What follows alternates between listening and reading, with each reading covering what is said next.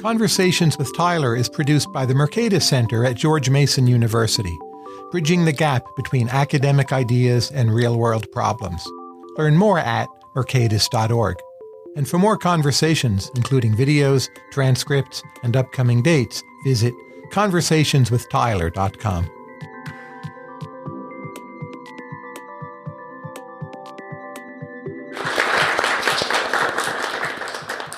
Welcome back to Conversations with Tyler. Today we have my colleague, Robin Hanson, and with Robin, we go meta. So Robin, if politics is not about policy, medicine is not about health, laughter is not about jokes, and food is not about nutrition, what are podcasts not about? As you know, in my new book, The Elephant in the Brain, Hidden Motives in Everyday Life, we have a whole chapter on conversation, which I expect you have perused. And the claim we make in there is that although we like to talk about conversation as if it was about imparting information and finding out useful things, more plausibly, it's about showing off your backpack of tools and skills and contacts. So what am I trying to signal with the first question in a podcast? Well, you are showing your versatility here. You are showing lots of things. You're showing how well you know me. And this is the sort of question I like and can engage. You're showing the audience that you have an unusual perspective on things. And as usual, apparently, people like your conversations because you have some magic sauce, some special way that you can show that you get to people in a way that other people can't. So in your wonderful new book, The Elephant in the Brain, you outline a theory of human behavior where signaling has a great deal of explanatory power. If you had to, in as crude or blunt terms as possible, how much of human behavior ultimately can be traced back to some kind of signaling? What's your short, quick, and dirty answer? In a rich society like ours, well over 90%. Now, the Minneapolis Institute of Art will be spending $750,000 to measure whether looking at art boosts empathy. What's your prediction? They probably found the right people to give them the answer they wanted, which is yes. And what are they signaling? Well, people like art for relatively mundane reasons, but we like to think we like it for grand reasons. So I've actually had friends of mine from a while ago who are musicians saying we should subsidize music because we'll have more world peace. The world will have less war and more peace if we subsidize music. And I suppose other people probably say that about art. And it's just one of those feel-good sort of things. Art is a thing you're supposed to feel good about, and that's what it's supposed to produce all the good things. It probably produces health and empathy and long life and faithfulness to your spouse. So if one goes to the Minneapolis Institute of Art, as I've been, you'll notice there are a fair number of elderly people there, as is also the case at the opera. As people get older, why is it that biologically they've evolved to keep on signaling? There's some signals they send much more of. High culture signals, a lot of learning classes are done primarily by the elderly. What determines the cross-section here? We exist at older ages for some reason. Biology could have just killed us off at a younger age. Presuming that it's keeping around us at all, there must be some reason we're kept around. We have some useful purposes. In order to serve those purposes, we need allies, we need associates, we need people to trust us and relate to us and deal with us. And so signaling is an instrumental way to get all those other resources you need to do most anything. But isn't there a disconnect here between how we've evolved and how technology has changed our society? So we didn't evolve for a world where, say, 74-year-olds would visit the Minneapolis Institute of Art. So could it not be that a lot of human behavior, it's a kind of accidental interaction of very broad features of human character that evolved for very general purposes, but the actual particular detailed instantiations of what happens in US of A are, in a sense, not really the result of signaling in any direct way at the margin? Generically, evolution created a set of behavioral responses where we look at some sort of cues in the environment and we respond to those cues in different ways. And obviously, our evolved environment did not have the modern environment to detail specific cues. There is no evolved cue for the Minneapolis Museum of Art. Right. So the question is, what cues are we using? What are we looking at in the environment that we are using as cues to make this sort of behavior? And I actually think evolution did a pretty decent job of noticing, basic functional things in the environment. Is there a potential mate? Is this expensive? Is this cheap? Is this difficult to do? And we're using those sorts of cues and mapping onto our evolved instincts in that way. And so I think art is roughly impressive things that are hard to do and that don't seem to have much other function or purpose. And our evolutionary cues for that are pretty good. If you had to name a few of the human activities that have the least amount to do with signaling, but nonetheless are voluntary, what would they be? Well, I'd pick very simple things like scratching your butt, something that is not at all impressive or appeal to people around you, that you nevertheless do from time to time because you have some other need. The degree to which nobody would find it impressive or appealing to see you that you do that. Now, there are some things we do that like bother some people, that other people like it. They find it endearing. So sometimes we can do counter-signaling or signaling to a particular group to show them that we are focused on them and trying to impress them as opposed to everybody else. Which is fine. But some things we do, like scratching our butt, basically nobody's impressed by and nobody's very endeared by. So that would be the kind of thing. But say I'm an introvert, which by definition is someone who's not so much out there. Why is that signaling? Isn't that the opposite of signaling? And if you're enough of an introvert, it doesn't even seem like counter-signaling. There's no one noticing you're not there. I've sometimes been tempted to classify people as egg people and onion people. Onion people have layer after layer after layer. You peel it back and there's still more layers, and you don't really know what's underneath. Whereas egg people, there's a shell, and you get through it, and you see what's on the inside. So in some sense, I'd think of introverts as going for the egg people strategy. They're trying to show you, this is who I am. There's not much more hidden. And you get past my shell, and you can know me and trust me. And there's a sense in which we can form a stronger bond because I'm not hiding that much more. Let's say we've bought into this vision where so much of the world is about signaling. Let's think about what our actual practical options are. So one would be that we tax signaling and subsidize non-signaling behavior, such as the example you mentioned earlier. What would that actually mean in terms of public policy? Like, what gets the subsidy and what gets the tax? Yeah, once you think about it, it doesn't make much sense. It just doesn't seem like a very viable option, honestly, to subsidize the non-signaling. Almost everything we're doing has a big signaling part. So it really would be a very difficult task to subsidize non. You'd have to basically pay people to like be alone for an hour or something every day, perhaps, with nothing they can use to communicate or use to generate something else. And even then, they could just be trying to show the world how many layers they have, right? Exactly. So another way we could think about signaling in terms of public policy, we're all trying to show to others that we care, but it's usually a select group of others. And maybe the group of others we're signaling to isn't a broad enough group. And so rather than signaling only, say, to our fellow Americans, we should be signaling abroad.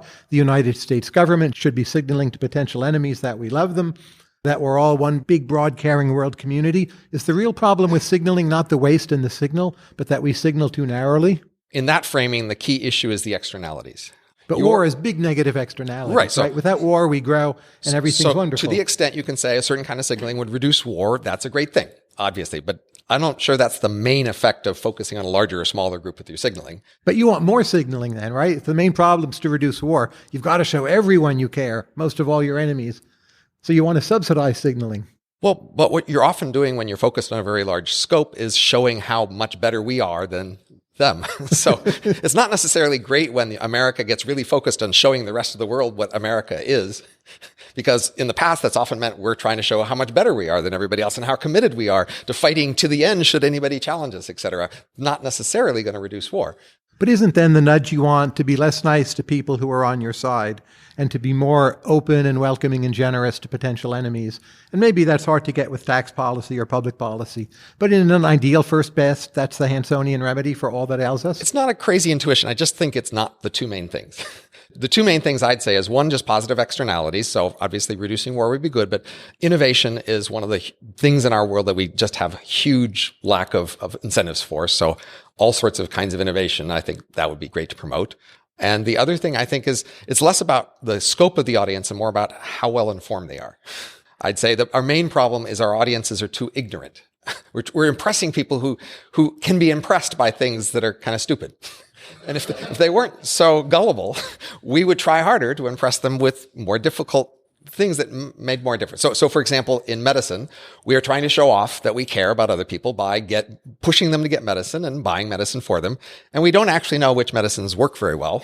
And we don't much care because the people we're helping don't know and the audience doesn't know. And so since none of them really know what works, we don't care that much about what works when we push them to get more medicine. The more that the audience that we were trying to impress knew which kind of medicines were effective and which were not, the more we would pay attention to that and try to impress people with how much we care about them by getting them stuff that worked.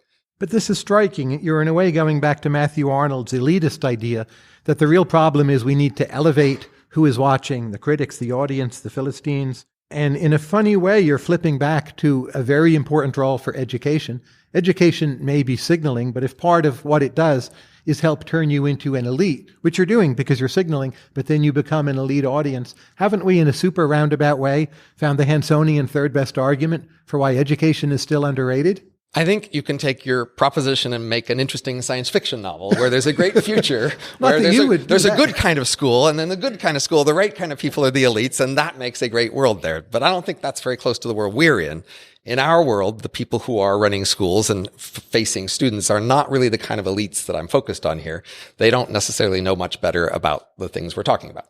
So here's another response to the notion that everything's about signaling. You could say, well, that's what people actually enjoy. So if signaling is 90% of whatever, surely it's evolved into being parts of our utility functions. It makes us happy to signal. So signaling isn't just wasteful resources. What we really want to do is set up a world that caters to the elephant in our brain, so to speak. And we just want all policies to pander to signaling as much as possible. Maybe make signals cheaper, but just signals everywhere now and forever. What says you? Yeah, I think our audience needs a better summary of this thesis that I'm going to defend here. So the elephant in the brain main thesis is that in many areas of life, perhaps even most, there's a thing we say that we're trying to do, like going to school to learn or going to the doctor to get well. And then what we're really trying to do is often, more typically, something else that's more selfish, and a lot of it is showing off. And so if that's true, then we are built to do that. That's the thing we want to do. And in some sense, it's a great world when we get to do it. My complaint isn't really that most people don't acknowledge this. I accept that people may be just fine leaving the elephant in their brain and not paying attention to it and continuing to pretend one thing while they're doing another. That may be what makes them happy, and that may be okay. My stronger claim would be that policy analysts and social scientists who claim that they understand the social world well enough to make recommendations for changes, they should understand the elephant in the brain. They should have a better idea of hidden motives, because they could think about which institutions that we might choose differently to have better outcomes. So if in a world where, say, we're all showing what strong, virile men we are by fighting battles every day, physical battles, we may each enjoy that until the day we die at 25. But from a larger social point of view, there's a huge loss. And so the focus here is on the coordination failure, on the equilibrium being inefficient because we have these huge negative externalities. So it's the negative externalities that are the problem and the fault with the signaling, not so much the fact that you like to show off and you get to show off and, hey, isn't that great? I never start a podcast by asking for a book summary, and that is deliberate signaling. A reader writes in and says, well, ask Robin, is he actually a moralist after all? And if so, what's the moral value he's defending? Well, so I've described myself. What offends you deep down? You see it out there. What offends you? It offends me when the things I try to do for high motives, other people pretend to do and get just as much credit as me. So that's relatively selfish and personal, but that's more plausibly where my emotions would be. Sure. So yes, I see myself as trying to be an intellectual who looks at the difficult questions, the deep questions, grapples with them, focuses on coming up with hidden but powerful explanations, and then looks for reforms, institutions, mechanisms we could use to make things better. That's a noble cause in my mind. And so there are many people out there who other people are giving credit to them for doing that sort of thing, and I don't think they deserve it because they're not actually doing it. That's not my broad scope for all morality, but if you want to pick a thing that just makes me mad or something. Okay. Does your implied model hold more for individualistic or collectivistic cultures as they are classified in sociology? I'm not sure I have an implication there. I don't know. Okay. As closed-circuit television becomes more and more common and more of our lives are taped, already the case in the United Kingdom and parts of China, and facial recognition technology is coming, how will this change our behavior in your model? We know something about what people used to be like when they lived in small villages, or even before that in small bands, and they were basically almost never alone. There were almost always somebody watching them. Sure. And in the last few hundred years, we've gotten used to having more privacy. So it used to be rooms didn't have doors. It used to be people slept together with other people in the same room. When people read, they read out loud. People around them could hear them. Today, we can read silently. We can be by ourselves. And we've gotten used to a lot of privacy. And but more scrutiny, are we going to signal less or signal more? The trend will be to go back to the historical norm. And is that more or less signaling, the historical norm? It's a different kind. Like I say, we're maxing out mostly different all the way. We're maxing out. we're basically all the time doing things to signal in various ways. Let's say you're on a date, and rather than being completely explicit, you give the classic line, "Do you want to come up and see my etchings?" Classic, but a bit dated. But at least ever, why has this line ever worked, or indeed has it? How can we explain why the line works, since it seems really quite transparent? Transparent isn't the same as clear. Sure. In our book, we give the example of the person drinking alcohol in public in a paper bag. It's illegal in most places to drink alcohol in public. And police, if they see you with a bottle of clear alcohol drinking in public, they feel obligated to arrest you. But if you go through the excuse of putting it in a paper bag, they aren't fooled. They're pretty sure you're drinking liquor out of the paper bag, but they feel they have an excuse now. Mm-hmm. They don't have to arrest you. They can claim they didn't know. Similarly, if you invite someone up to see your etchings, they're not entirely sold yet. They would like an out, and they'd like the out to say they never intended to go anywhere close to where you were suggesting to go. And so you need to give them that excuse. Until the very last moment they want to commit, you need to give them the excuse not only to not commit, to pretend they had no intention of ever going close to committing. So in general, do you prefer to be in settings where the message space is quite finely grained and you can send all kinds of subtle hints? Or do you prefer it when there are only coarse signals where you can state outright what it is you have in mind? Let's go to the Afghan restaurant rather than hinting, kebab, I sure love kebab. In case it's not clear to people who have listened so far, I am really nerdy.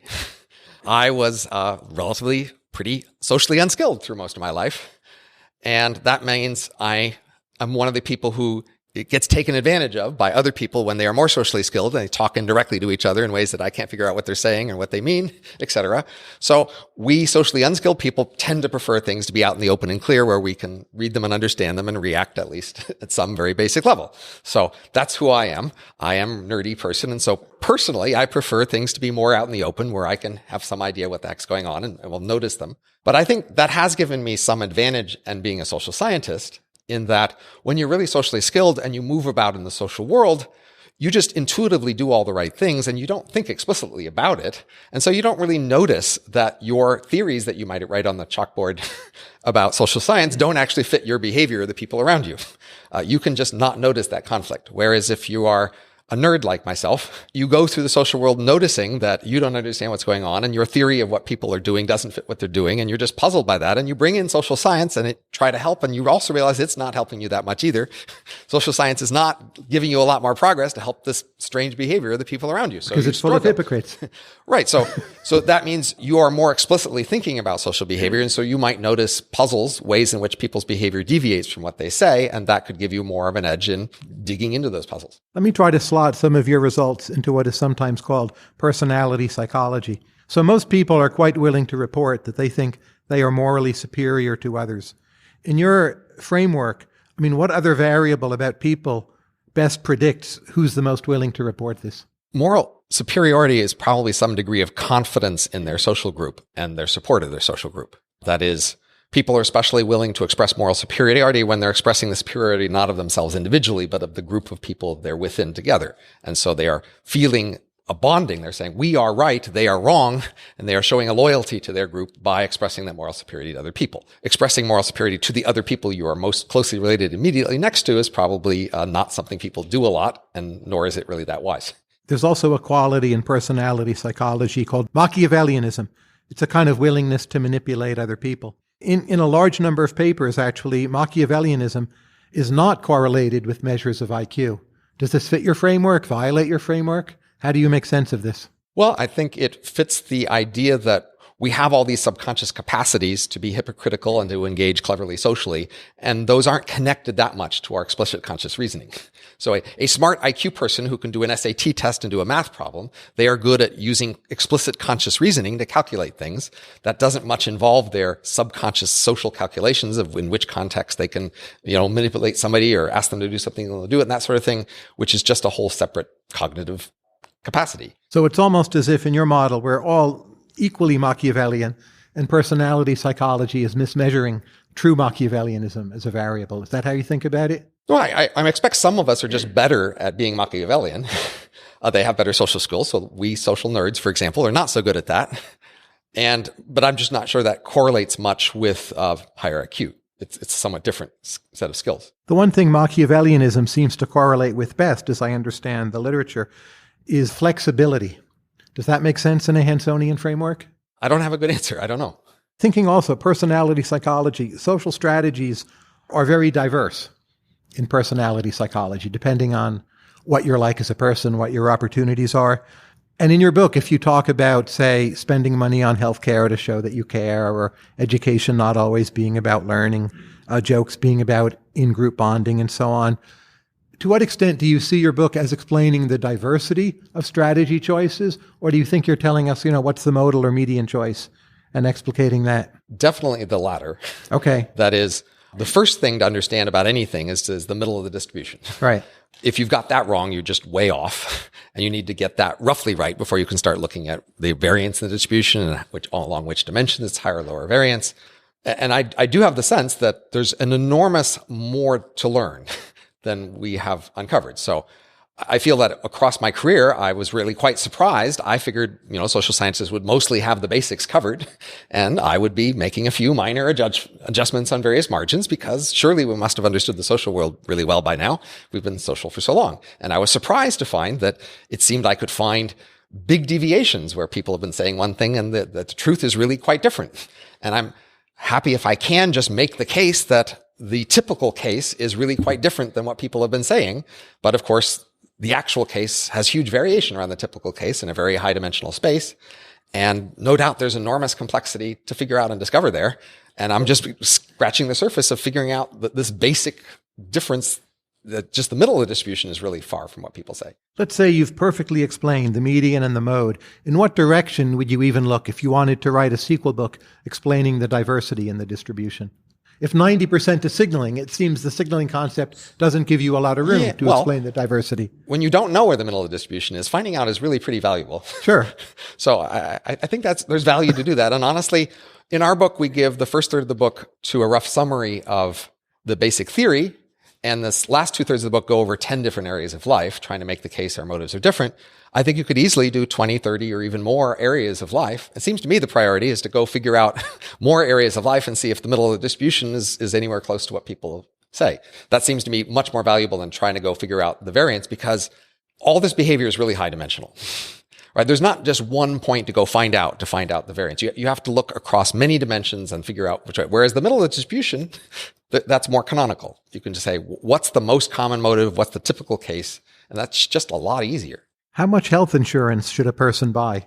The Rand health insurance experiment, which is still some of our best data, showed that when people paid full price medicine, then they got less medicine than when they had free medicine. That extra free medicine apparently had no net health benefits.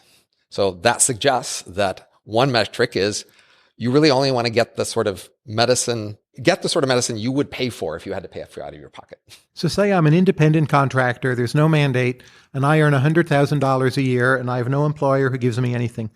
How many dollars should I actually spend? You should get a relatively minimal plan of the sort that might cut back medical spending by 1/3 or 1/2 compared to what most people do. And you'd like on the margin, or, either you make a conscious choice or you have a financial incentive that on the margin you face a price, and you therefore just don't do things because they're free. You, again, try to follow the heuristic. Would I pay for this out of pocket if I had to? And if you wouldn't pay for it out of pocket, skip it maybe, unless there's an especially strong reason to think that's one of the exceptions, which there are some. A recent New York Times article indicated that in 1966, 3/4 of all Americans had a lot of faith in their medical leaders, and now it's only 34%. But of course, we're spending much, much more on healthcare, either in absolute terms or as a percent of GDP. I mean, does that go against your theory? If there's now so much cynicism, why is spending more on healthcare showing that you care? As you just said, I'm focused on the middle of the distribution. Middle of the distribution across time and across space. So I don't focus that much on explaining trends. I'm actually a somewhat disapproving of trend tracking, because the middle of the distribution of human behavior is so poorly understood and there's so many huge opportunities there. I resent the distraction of people who focus on the difference between this country and a neighboring country, or this decade and the decade before or after. That's all the sort of thing you'd want to get around to once you've understood the basics of what was happening, and I don't think we do. Will the onset of social memes and cues mean that we will evolve to be stupider over longer periods of time? So society will tell you should signal you won't need whatever Darwinian programming you might have and will tend to lose it or not. The trend that I'm aware of is that when we have tools to help us do something like remember phone numbers, we get worse at that thing because we offload the task onto the tool, and then we get better at other things. We put more investment into other things. So plausibly, in whatever category we get better tools, we will simply reallocate our mental resources to other tasks that we don't have tools for. So there is a way of reading your book where you're actually teaching us how to do it. So kind of the reverse of Machiavelli, who pretended to be teaching evil rulers, but actually was complaining about them in Straussian terms. What you're doing is complaining about hypocrisy, but the Straussian or Machiavellian reading of your book is you're teaching us all how to be better at it, but with the very long-term goal that eventually we'll evolve into beings that don't do this at all. I think you'll notice that it's almost impossible to talk about hypocrisy without people presuming you're complaining about it. That is, we all just presume that any mention of hypocrisy must be a complaint. It is the overwhelming context in which mentions of hypocrisy come. I think we tried pretty hard in the book not to really be complaining about hypocrisy. We were trying to say it's there and it's important. And if you miss it, you're going to be unhappy and just not understand the world. But we're not really recommending wholesale changes in human behavior. And since if I say 90% of human behavior is signaling, then we're pretty much accepting that's going to continue. And we are trying to be really clear. We like people. In case it's not clear, pretty much every other living creature on Earth is much less admirable and interesting than humans. Humans are where it's at. Humans are the people you want to talk to, you want to interact with, you want to form relationships with. Humans are great. Humans aren't what they pretend to be, but what they actually are is spectacular.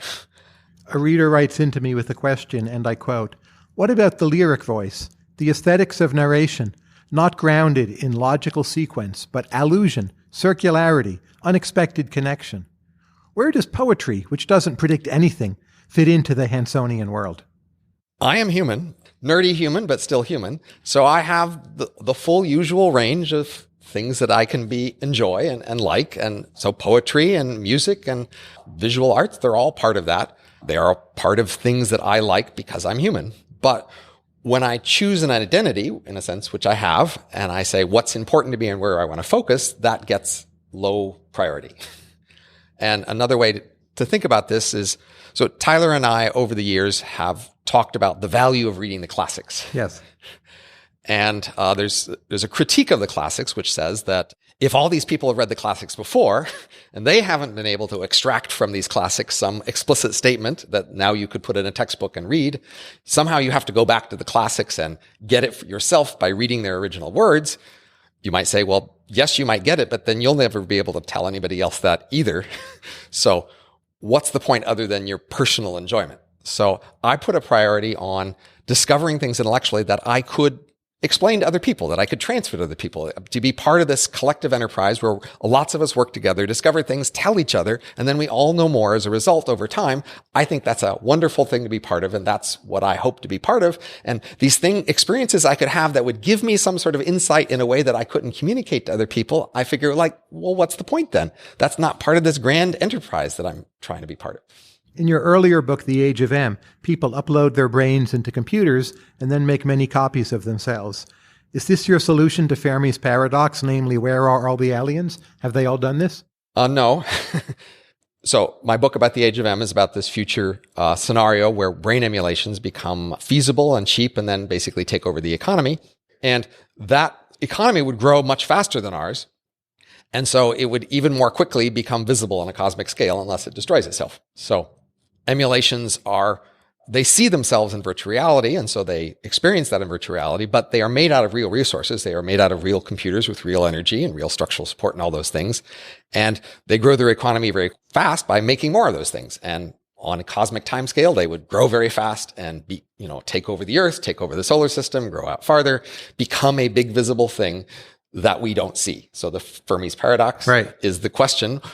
If we seem to have this bright future to grow and become visible, why don't we see anything out there that's visible? That's the key question. And it's a hard and somewhat scary question. And when people upload, is that itself an act of signaling? Or are they going against their instincts to signal? Well, fortunately, I can just analyze this world without knowing why individuals make those choices. So there are a lot of places in economics where we can say, look, there's just if some people do this, there'll be all this activity there, and then we can talk about it. And people can just do it for all sorts of reasons, and we don't necessarily need to know why. But won't signaling keep us out of this grand ant farm? If the age of M is 99.9% of universal GDP, as it would be over time with all this multiplication, then signaling doesn't explain 90% of everything. It's whatever gets people to upload that has the explanatory power of the whole sum of world history. You could say that today accurately. You could say the fact that humanity is vast and powerful compared to all the other animals on the earth is not primarily explained by signaling.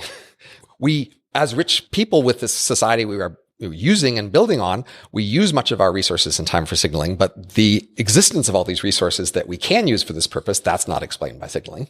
That's explained by whatever makes humans special and powerful. As far as I can tell, there were no aliens from other worlds in the audience for this talk. What or where is the great filter that prevents the emergence of life everywhere, alien visitors all the time, different civilization dropping down every day? Oh, who's next? Hi, welcome to the party. So the great filter is whatever causes ordinary matter to eventually not become a visible thing on the universal scale. So Sure. So that's what And the great what's your filter, best by candidate definition. for the great filter? So the two main categories for the great filter are stuff before our point along the path and stuff Right. after our point on the path. And the problem is anything that gives us evidence that things before us on the path are easier is evidence suggesting it's harder farther on the path, which is bad news for our future. Like if it's mitochondria, we should throw a party because we've already managed that. But if we thought that was the hard part, Sure. and we see mitochondria elsewhere in the universe, then we go, well, that wasn't so hard. And maybe now our future is the hard. The obvious, easy answer is to say the hardest step was the very first step, because it's the one we know the least about. It's the one that does look really hard. And so you can breathe a somewhat sigh of relief saying, well, that's our best answer. The best answer was the very first step was really hard. And because of that, our future could be bright. What that predicts is wherever that happened in the galaxy, the only other life we should ever see in the galaxy is other life that came from that same origin point. Now, our star started in a cluster of stars that were all born about the same time. And in the last 4 billion years, that cluster is spread out to a ring around the center of the galaxy. And there's, roughly 100 other stars out there plausibly that might have life because they had the same origin of life as we did. But if we find life anywhere else, then that says, no, that's not the hard step. And given all that, what's your best candidate for the great filter? The very first step. The very first step. Okay. But I just don't think you should rest easy on that. That is, it's the best guess, but how sure can you be of that? Okay. If you think there's only a 20% chance that it might not be that you have to say, well, there's a 20% chance that there's the rest of the great filter and it might be in front of us. And a 20% chance of dying soon is something to worry about. Now, in an age of M world, I take it you're of the view that to some extent you identify with the copies of you within the computer. I predict that the M's themselves will identify with other copies of themselves because that's very straightforward. They are very similar to each other. They've been through that process many times before, and their culture will select for that attitude. So that's an easy win. But your upload, to what extent will you identify with your upload?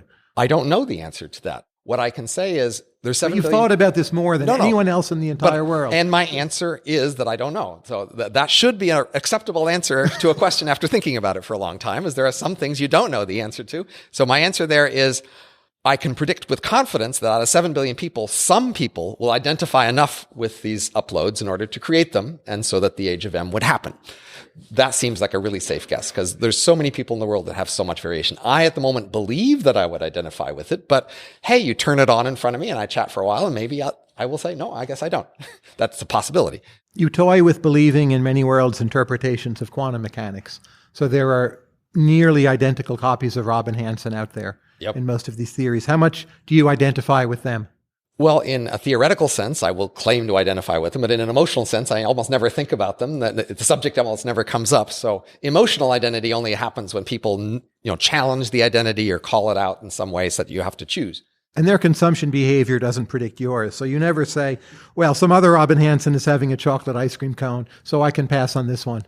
The many worlds, these other worlds, you just have no way to interact with, and so you can basically ignore them. And so that's why socially they have very little effect on us. But you can still identify with them. You could could say, well, I feel very diversified, so in my life I can take all kinds of risks because I know in the other lives out there they're meeting different fates. I don't know anyone who behaves that way. I don't think that makes sense as a decision theory point of view. If there are many versions of you, you still care about how many there are. And the more the better. So if you take stupid risks that kill a lot off, that's bad. In the same way that if you look down an ordinary decision tree. But it's less bad than if there's only the one you, no. the way Brian Kaplan would say, right? Ordinary standard decision theory has you looking down a game tree, and very quickly the game tree has millions and billions of copies of you. Down the game tree of almost any game, there's vast numbers of you down there. And that doesn't mean you're willing to take more risks about the more distant future because there's so many versions of you there. You're still worried to have more of them and not less. In all of these conversations, or as they're sometimes called, re-education camps, there's a segment in the middle, overrated versus underrated. Please feel free to pass, but I'll toss out a few candidates and you tell me if you think they're under or overrated. First, Tolstoy, the Russian author. Correctly rated. Following professional sports. Overrated. Why? Because it's not something I like. Other people seem to enjoy it just fine, and I'm not saying they should stop per se, but doesn't do that much for me. I did watch the Super Bowl. But you have a reason for thinking it's less interesting than what other people seem to find. Well, if we go to my core values, which are about insight and being part of a process that produces more insight, there's just not much insight being generated there. The recent movie, 3 Billboards in Ebbing, Missouri. I think it deserves Best Picture. So I guess mildly underrated because it hasn't gotten Best Picture yet. And what's interesting in the movie? It makes you think it's going to be one of these preachy things where it's got the good guys and the bad guys with the usual labels, and then it swaps it around and takes you somewhere else. And that's refreshing. The prospect of quantum computing, underrated or overrated in its importance? Overrated. Why? Well, because it's one of these things that's a really big potential change, and there's a lot of futurists out there who are just eager for anything that looks like a really big potential change. But once you look at it, you realize you actually can't do that much with quantum computers. That's more than you can do with ordinary computers. There are just a few things you can do. You can factor numbers, which means you have to change cryptography. You can do some quantum simulations, which hardly anybody ever does anyway. So honestly, it doesn't make that much difference. Straussian readings of books, looking for their possibly hidden or alternative meanings. Correctly rated. How is it rated? It's disapproved of explicitly, but indulged in constantly. Okay. So, and there are, many authors of many things do have hidden meanings. That is extremely correct. That hidden meanings are all over the place in fiction, nonfiction, even talks like this. People constantly have more than one level. An example I give on my talks on the elephant in the brain is saying, if you're an actor and you are given a script, and the script is basically a scene at a restaurant where you and your lover are telling each other how much you love each other and how great your relationship is, the actor will throw up and say, I can't act this. Because it needs to have more than one level. And they will look for the hidden motive of this character, why they are here being so nice. Am I going to break up with them? Am I afraid they're going to break up with me? And only when they find the hidden motive can they actually do the scene, which is just more evidence that we are just constantly expecting multiple levels of meanings in fiction, nonfiction, and everywhere. The movement known as effective altruism, suggesting we should be more rational about how we give away our money. Mildly underrated. That is, it's still got legs to grow. It's never going to be an overwhelming movement for the whole society, but why not? This is going to the how informed the audience is for signaling we talked about before. So when people are giving to charity or doing nice things, they act as if they're trying to help. That's the thing they say they're doing. Right. What they're really doing is trying to show that they feel empathy, that they feel a vulnerability to pain around them. And so if you were in pain around them, they might feel vulnerable to help you. So people do things to appear like they're trying to help, but because their audience hardly knows what actually helps, they don't pay much attention to doing things that actually help. They just do something that looks like it would be a reaction to someone who felt like they wanted to help. The more that people knew what actually helped or not, then the more that would pressure people who were trying to help to show that they have this feeling to do stuff that really helped, which would be great. So overall, that would be a way to create a more informed audience, is to have more people who are effective altruists. But of course, you have to be pretty aware and smart and dedicated and paying attention to actually be someone who knows which charities are how effective. That's just can't be that large a fraction of the population for a while, at least. Let me ask a few questions about Robin Hanson, the doer, a significant aspect of Robin's work and thought. Why aren't private companies more interested in prediction markets? When you're in an organization and you're doing much of anything, you are concerned that people might challenge what you're doing and say, why are you doing that? And a great favorite excuse for anybody in any organization is, I'm collecting information, I'm analyzing. And so there's just the standard thing that it's a favorite excuse for most activities. And it gives you the impression that people in organizations think they want more information and they want more analysis, because that's what they're using as this excuse for lots of things. They're lying. they're actually more often playing politics. That is a lot of corporate activity is about creating coalitions and getting support for your coalition and undermining other rival coalitions. And so that's what people are actually doing, but they want to give lip service to the information thing. So when you say, hey, there's a great new institution for information, they're kind of put in a corner saying, well, of course I want that, don't I? And so sometimes they even adopt it as a way to show off, but they find, of course, they don't actually want the information. A concrete example that I think makes But a lot of managers are willing to take their companies public, and then they'll have a contract with options where the value of the options is determined by a stock price traded on public markets. Maybe that's become more rare today, but there's plenty of it. Managers don't in general manage to defeat it when the idea makes sense. Oh, sure. But that's not the main reason they're doing it. They take a company public to get the revenue from the sale of the company. Sure. They're not doing it because then there'll be a price later that they can follow. I mean, that's a side effect. Right. I would say if you have a project with a deadline today, quite often that goes badly. That is, you have reviews of the project and people will say, oh, yes, of course, we're going to make the deadline. And then finally the deadline comes and you don't make the deadline and you fail. And this happens a lot. And if you ask people, why does that happen? You often say, well, it's because they wouldn't listen to us about the problems with the project and all the things going wrong. And they kept saying it would work. Now, if you turn it around and look at from the guy running the project's point of view, they're thinking, I might fail on this project. It might not make the deadline. What will my excuse be? I need a good excuse. And their favorite excuse is usually, okay, everything was going fine until all of a sudden something came out of left field. No one could have seen it coming. It'll never happen again. It knocked us flat, but you don't need to hold anybody accountable or prepare a change in any way because, hey, this was a one-time event. In order to make that excuse work, you need everybody to say it's going fine until all of a sudden it doesn't. A prediction market gets in the way of that. It shows everybody that from an early point, people knew this wasn't going to work. And so then people will hold you accountable for like, well, why didn't you do something about it? Now, you started your career in the hard sciences. You also worked some number of years at NASA. How has this affected how you approach economics and social science? In many ways. One way related to this book is that in physics and software and the hard sciences, it was obvious and expected that people were eager for innovation.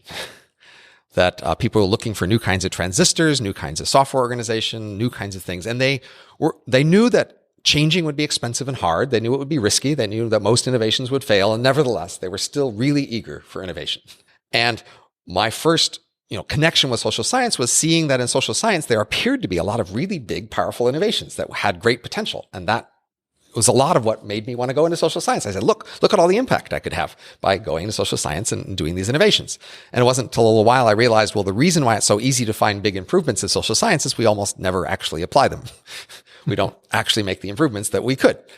And that set up this puzzle for me. But in part, my initial social science career was all about innovation, i.e. new mechanisms, new institutions, studying the institutions we have, what variations could work better, all with an eye to try to make it better. And it took me a while to realize that that wasn't working because we don't actually apply much of this whole literature about how to make things better in social science. So that's one big way I was influenced by the background. And you're working now on blockchain-based prediction markets. Is that correct?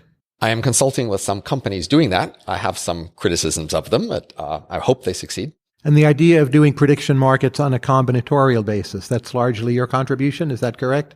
One variation on how to do combinatorial prediction markets. So I wrote, the first paper talking about combinatorial prediction markets, and I was part of a project to produce Bayesian network-based combinatorial prediction markets. And that we did that. We succeeded in making ones that were computable and accurate. Tell us in a sentence what the word combinatorial means in this context. Billions and billions, as Carl Sagan would have said.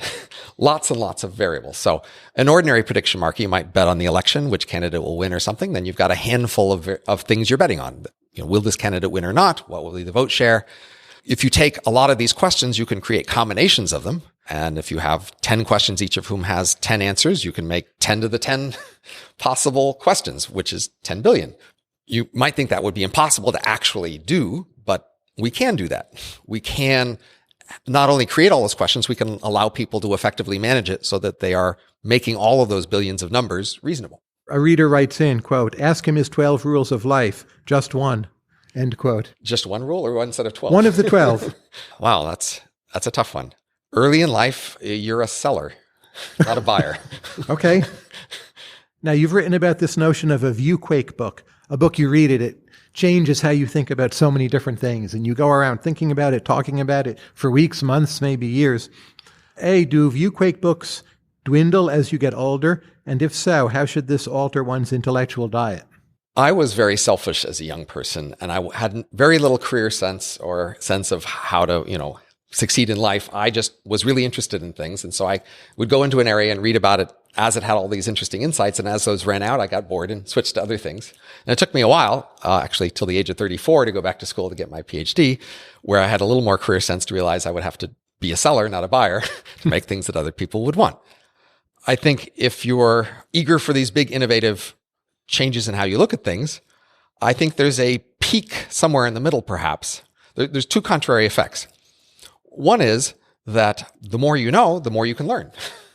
The more you know about many different fields, the more intersections you could make, the more easier it is to read each new textbook, the easier it is to understand each new thing they're presenting. And so there is a scale and scope economy of just knowing more over life. But they won't be view quakes. Well, many of them can be. Well, but over life, you're also doing the diminishing returns of jumping to the easy, obvious wins first. Right. And those slowly run out. So I'm not sure if in my life I'm seeing a trajectory overall of view quakes going down. I may be an exception. I think when you're really young, you don't know enough to even have a view quake, because a view quake is, you have to have some way of thinking about things that is then changed. When you don't really have a way of thinking about something, you don't know enough to have a way, you aren't changed. So there's a sense which you can really only surprise or shock someone who has a theory, who has an opinion about something. And so it takes time to acquire these expectations such that you could then be surprised. You have a master's in the philosophy of science from University of Chicago. Why did you do that? Well, I was a physics undergraduate, and one of the things people kept saying was that there was this science thing, and they credited it for all the great things I was learning in physics. And the more I heard about that, the more I wondered, well, what's that? That sounds really important, and it doesn't make much sense. They kept saying contradictory things about it. So I wanted to get to the bottom of, like, what is this science thing that's supposedly so great that we have all this stuff called science because of it? And what I found is there is no such thing. It's a myth. It's just like a name for a whole collection of, idiosyncratic detail in different areas that has very little in common or coherent. And so once I realized that it was one of these myths, then I lost interest. I do think learning philosophy is useful mainly because it inoculates you against other philosophy. Okay. And there is a lot of philosophy loose in the world. And unless you can find a world where you won't be exposed to it later, you may find it in your interest to be exposed to it on purpose early so that you are inoculated. For intelligent human beings, collectively, what would be the best way for us to improve rational thinking? Well, gee, that sounds like a really easy toss-up for prediction markets. So to look at prediction markets and to believe them. If we had a lot more prediction markets, then you could just look at the prediction market on any particular question and just believe its answer. That would be the usual way to just decide what to believe on a very wide range of topics, and it would be a rational answer. And now assume I'm a wannabe trader and I go to Robin Hanson. I say, Robin, how should I learn to think better about when to trade in these markets, when to believe the correct price ought to be something other than what I observe? This isn't, anything you shouldn't already know, but I'd say specialize. Many people, especially in ordinary conversations and even in financial markets, they feel this obligation to have an opinion about everything. And it's actually one of the reasons I'm somewhat wary about a format like this. I'm wary of this expectation that you should just have an opinion about everything that you're willing to defend and go far with, right? You will be better, a contribution to the world will be better, and your financial portfolio will also be better if you focus on knowing some things. And on other things, you might practice thinking about them because they connect and it's useful, but just don't have much confidence in it. Certainly don't go betting on it because you don't know. For God's sake, you don't know. But keep in mind, you told us before that as we get older, making connections across different fields, which is a bit removed from specializing, that's something we get much better at. Right.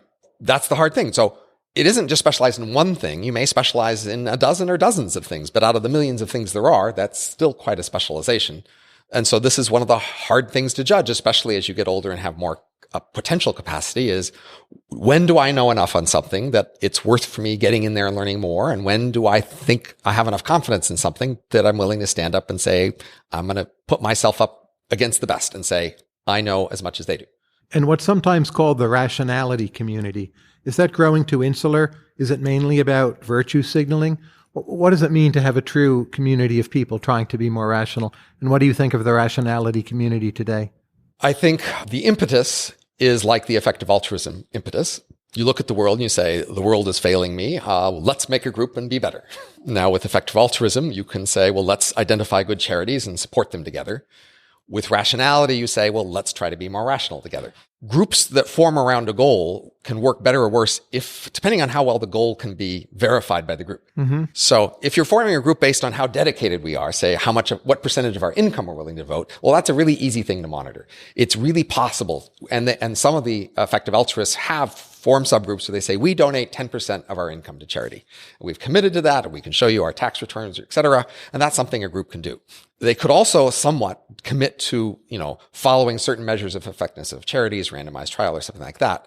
Having a group identified around the concept of rationality is harder because, well, how do you tell if we are being rational? And we all self-deceive, as you've pointed out in your book. Right. So I fear that the typical case, most people are looking for signs of rationality, mainly so that they can see that some of the signs apply to them and tell themselves that they're better than other people. And this is actually one of my complaints for a lot of the most popular discussions of prediction markets. So I'm mainly interested in prediction markets because it's a potential institution that we could create, and then we could all be better off by having these prices. But in fact, most of the interest in prediction markets has come, say, through the book, The Wisdom of Crowds or Super Forecasters, where the content is mostly about which among us are better. Who are the people among us who are wiser and more rational and informed such that they could crow and brag about it and other people should be ashamed? And the institution itself that allowed people to do this, the prediction market, is a secondary background sort of thing.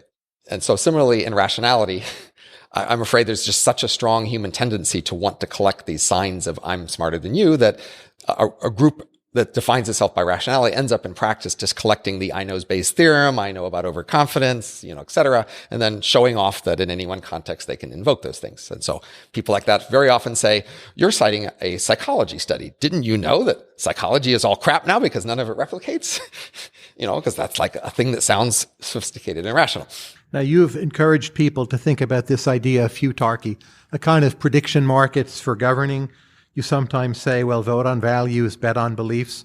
If there were a prediction market in futarchy itself, what would the price of futarchy and its realization be selling at? It would depend on the time scale and scope of the application. 100 years. It's not about to happen soon. Over 100 years, say, ignoring the age of M, say. Sure, ignoring the age of M. Then it's plausible. This is why they're combinatorial markets. Right? I think, it's at least a 30% chance that it will have some substantial scope in 100 years. That's not huge confidence, but I think the potential is large enough to be worth trials and investigation. So I talk about futarchy as a form of governance, and it's just much easier to get people excited and interested if you apply the example to the biggest possible things you could apply it to, like governing nations or even the world. That's obviously not the place to start for initial trials. Sure, but if it makes it harder to govern in companies, is futarchy compatible with enough sense of some kind of community or nation building or people having something in common to use it for a government, which is typically harder to hold together than a company in some ways, at least over historical spans? Well, so there's two issues here. One is a multiple equilibria. So I'd say, if you look at the example of cost accounting, you can imagine a world where nobody does cost accounting. And you say on your organization, let's do cost accounting here. That's a problem because you'd be heard as saying, somebody around here is stealing and we need to find out who. So that might be discouraged. In a world where everybody else does cost accounting, you say, let's not do cost accounting here. Will be heard as saying, could we just steal and not talk about it? Which will also seem negative. So I think similarly with prediction markets, you can imagine a world like ours where nobody does them, and then you're proposing to do it will send a bad signal. You're basically saying people are bullshitting around here. We need to find out who and get to the truth. But in a world where everybody was doing it, I think it would be similarly hard not to do it. If every project with a deadline had a betting market and you say, let's not have a betting market on our project deadline, you'd be basically saying, we're not going to make the deadline, folks. Can we just set that aside and not even talk about it? So that's one issue, is it's potential that if we switch to a new equilibria, then it would be the standard thing, just like cost accounting. Now, cost accounting, is that compatible with real organizations and emotions? I mean, there's a sense in which it can't help, really. You're being very critical about people and very negative, trying to track all their money and where it goes and suspect that they might be stealing. Nevertheless, once it's the standard, then you got to follow it along. Now, decision markets or futarchy, you might say, have more of a potential because we often run organizations and communities via the myths and hypocrisies that we have with each other about what we say works and what has what consequences. So to the extent that these prediction markets were on those topics, they might get in the way of those sort of hypocrisies. But of course, just as with cost accounting, an organization that has good emotional bonding because they don't use cost accounting could still function pretty badly because everybody's stealing. And then you might imagine new organizations that show up that compete with them, that do cost accounting, that don't quite support everybody emotionally as deeply as they might, but actually function, they could win out. Similarly, prediction market-based organizations that actually have accurate forecasts about what works and what doesn't could beat out other organizations that were more emotionally indulgent. Last question from a reader. Quote, what common topics do you, Robin, feel you have your least considered positions on? End quote. The ones that I don't think much about, especially certainly art, personal relationship advice, career advice. I basically have been trying to focus on grand ideas, and I'm neglecting everything else that other people pay more attention to, and so I'm just not going to be very good at all the rest of that. And is that contrary to signaling theory that you would have such supposedly poorly thought out positions on relationship advice? Doesn't signaling theory predict the opposite? And don't you in the book, in fact, have a lot of opinions on relationship advice, not always Perhaps disclosed indirectly. as such? There's what's called countersignaling. Sure. And signaling to different audiences. So sometimes people do try to signal, say, that they aren't very good at relationships in order to convince you that, what you see on the surface is all there is to me. And you don't have to worry about me having hidden motives and other layers that will try to fool you. What you see is what you get. And that's often, of course, not always true. But it is a stance that some people can credibly take. I very much recommend to you all Robin Hanson's new book with Kevin Simler, The Elephant in the Brain, Hidden Motives in Everyday Life. And thank you very much, Robin Hanson. Thank you.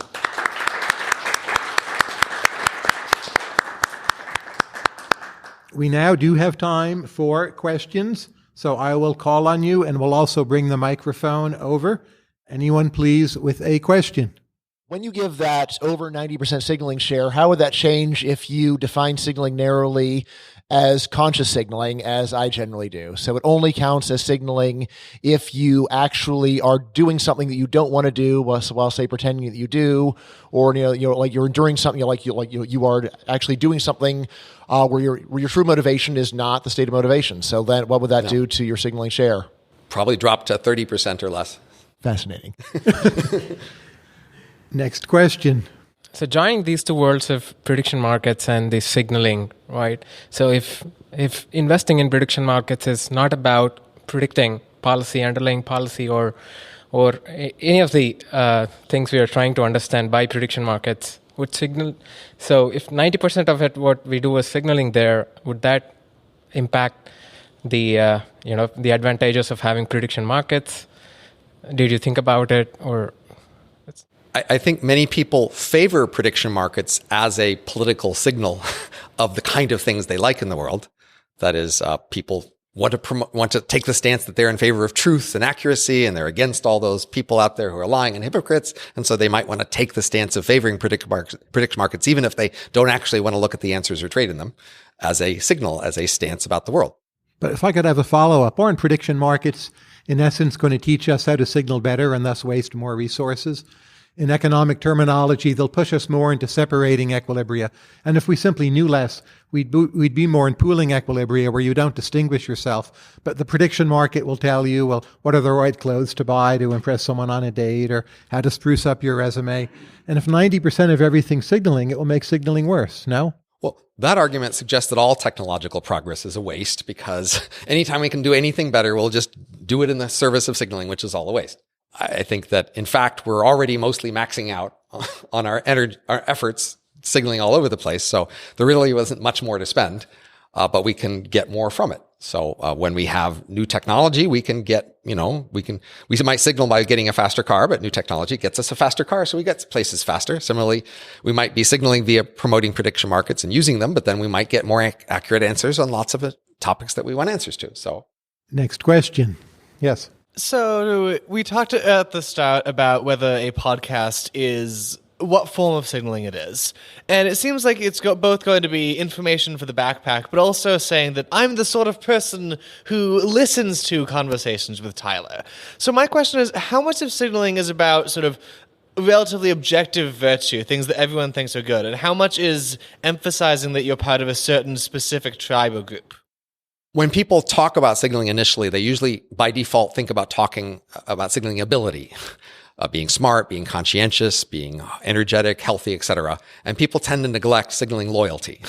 And so I'd say roughly half of signaling is signaling loyalty. And so it's a big fraction, a huge fraction, but it's not something we would like to admit. First of all, we don't like to admit we're signaling at all. But if we're going to be signaling, we'd rather admit we were signaling being smart and conscientious and hardworking and knowledgeable, rather than signaling that we're showing this group that we're one of them.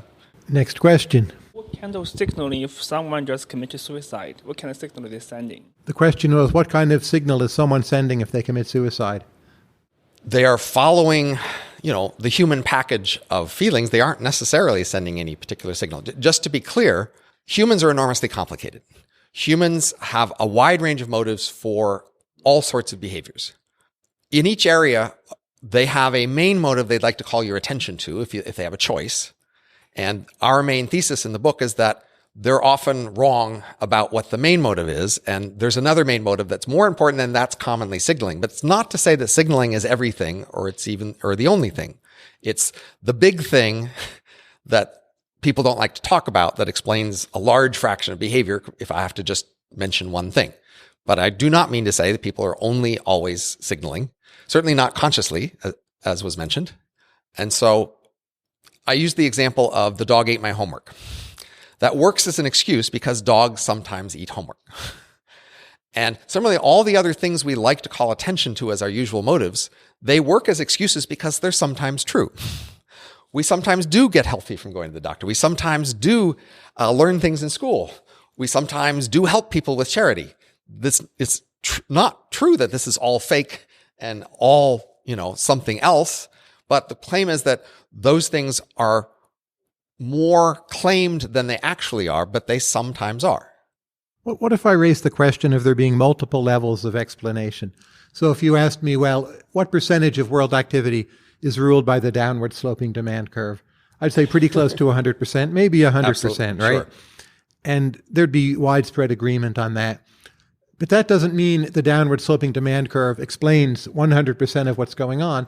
There are many other levels of explanation, Right. What persons are expecting or the meaning a particular action has to them, covered by other social sciences, for instance, the humanities. And the downward sloping demand curve, in a sense, its explanatory power is really quite small. Now, would you agree to a comparable redescription for signaling that by one metric, it is very large and significant, but that's only one layer of explanation for social phenomena in general. And there's another way in which signaling is really a pretty small percentage of what's going on. Sure, absolutely. So anything you're trying to explain in terms of causes, and there are local proximate causes and there are distal far causes, and there's a whole chain in between, and you have to identify where along that chain you're trying to talk about. So we're talking about people's behavior, and we're focused on the proximate explanation, then you're focused on what was in their head a moment before and what sort of feelings did they have, etc. Whereas if you're looking for an ultimate explanation, you have to go back to physics and the creation of the universe and evolution, selection, etc. And then we're usually talking at some intermediate level, but it's less clear which level. So I would say for our book, we're focused on relatively distal social explanations, which are more about the basic forces that shape our common social institutions. So why are schools the way they are? Why are hospitals the way they are? But this one dimension, it matters to you a disproportionate amount, right? You would agree, or you wouldn't have written the book. And this ultimately, in my vision, ties into Robin Hanson, the moralist. So my Straussian reading of this book is that it's presented as amoral, but underneath it's really deeply moral rather than morally neutral. And you're in a sense afraid to signal your actual moral condemnatory stance. Agree or disagree? I agree that we tried not to go into the moral outrage voice in the book. Not outrage, you can outrage, imagine a book scorn. that had that voice, but we didn't think that would work so well. We think our first priority is just to convince you of the facts of these motives, that they really are there. And we thought if we took on a really strong moral tone or connected this to political factions or something, you wouldn't be persuaded by our arguments. You would think that we are taking sides in some other battles. And so we thought we should take this more neutral stance with respect to the book. And we also thought that we should try to be positive about humans. So I have this essay from a long time ago about the cynic's conundrum. Sure, it's on your homepage. Right. And the cynic's conundrum is that the cynic is assigning low motives to other people's behavior. And the conundrum is that when you ask why is the cynic behaving as a cynic or speaking cynically, the most plausible explanation is that they have low motives for their behavior. And in fact, it does seem that on average, people who talk cynically, especially in the sort of whiny, complainy, cynical voice, do have low motives for that, and they are somewhat failures and people you don't want to affiliate with. So there's a sense in which most people don't want to seem cynical because the people who seem cynical are not the sort of people you want to seem. And we didn't want to seem that sort of a whiny, cynical, complainy sort of person who plausibly is a failure and a loser and not the sort of person you want to listen to or associate with. We want to be, honestly, what we are. We like humans. We like people. We think people have great potential, and even if they aren't what they seem, we are happy with them. With that, I thank you all for coming. Robin Hanson, thank you very much. Thank you all. Thank you all. Thanks for listening to Conversations with Tyler. You can subscribe to the podcast in iTunes, Stitcher, or your favorite podcast app. And if you like this podcast, please consider rating it on iTunes and leaving a review. This helps other people find the show.